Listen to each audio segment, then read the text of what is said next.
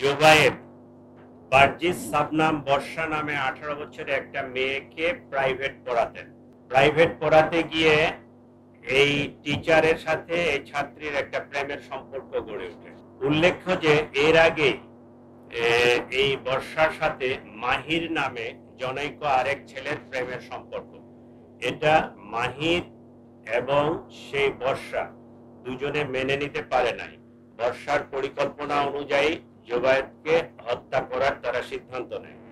সেই সিদ্ধান্ত মোতাবেক তারা এই ঘটনার দিনে সে প্রাইভেট পড়াতে আসবে 4টার সময়, এই ইনফরমেশনটা পাস করে মাহির তার বন্ধু আইলান সহ তারা পরিকল্পনা মাফিক আগেই তাদের বাসার নিচে এই গলিতে অবস্থান করে।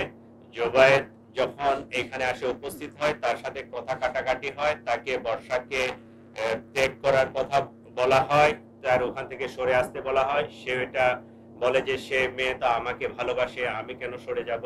এই এক পর্যায়ে তর্কাতর্কির পর্যায়ে এই চাকু দিয়ে তার গলায় পোস্ট দিলে জোবায়েদ অতিরিক্ত রক্তক্ষরণে সেখানে মারা যায়।